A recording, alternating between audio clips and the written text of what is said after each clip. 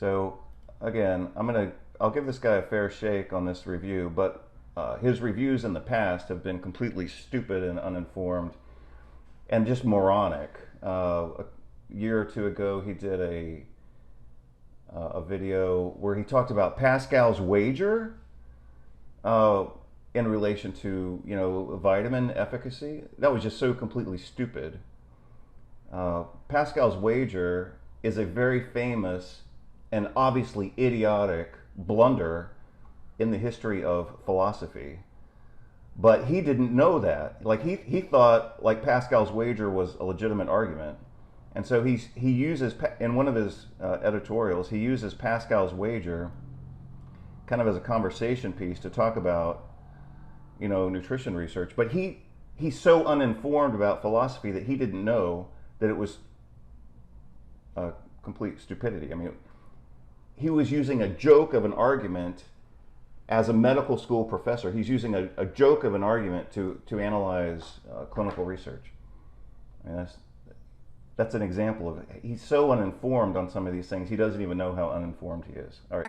Your weekly dose of commentary on a new medical study. I'm Dr. F. Perry Wilson of the Yale School of Medicine. So a society that can behave this irrationally about masks, you're suggesting, could do things that are much worse than this, and you're concerned about it. Yes. So again, in the medical world, they'll use whatever stupidity to sell their products. But if you were, or not that you would want to, if you were to apply that same conversation to natural products or exercise or drinking water or taking vitamins, then all of a sudden it becomes illogical and you're scientifically illiterate. If you apply the logic of pharmaceuticals, which they consider to be high science, if you apply that to using nutrition, the same language you just substitute, then all of a sudden you're scientifically illiterate. So many of us, even knowing that the data doesn't really support it, continue to pop a pill on a daily basis. I think there are a couple of reasons. First, we need to acknowledge the fact that vitamins are generally pretty cheap and have a very low side effect rate. Well, that's important. I mean, that's not just a write-off. So what he just said is that vitamins, again, when you look at the risk-benefit ratio, the risk is very low. The cost is low, and the clinical risk is very low, almost zero for the low-potency garbage products he's talking about. Don't make you dizzy or nauseated, tachycardic or tired. They don't feel like much of anything. Given the low risk, there's something of a Pascal's wager that develops here. He just said Pascal's wager. I already commented on how totally dumb that is. Pascal's wager is idiotic. So Pascal was a philosopher, scientist dude. I don't know what his years were, but kind of on the border between medieval and Renaissance and all that kind of stuff. And the dude, I think he had tuberculosis. So he's dying young. He's like in his 30s. He's dying young, and then he turned to Christianity to make himself feel better about dying young. And that's what Pascal's wager is. It's a religious conversion of a young scientist who's dying young.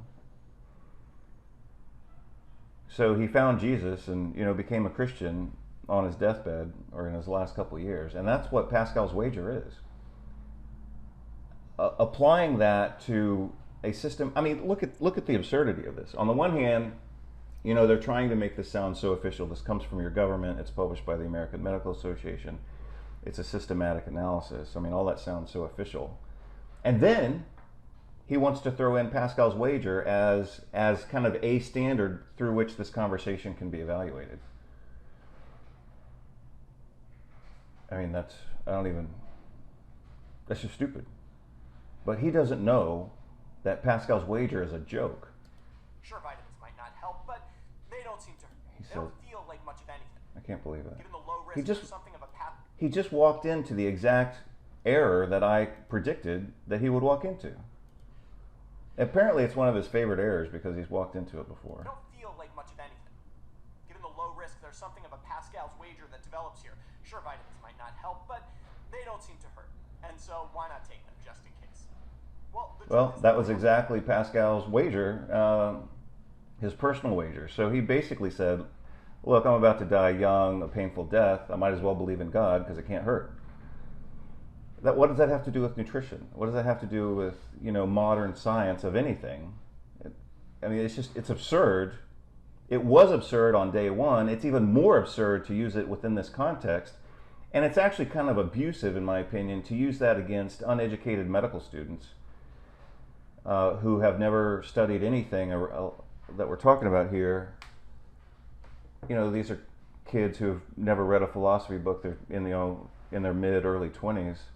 And so now they're being, hit over the head with Pascal's wager. Well, don't you understand Pascal's wager? Yeah, apparently I do understand it better than you.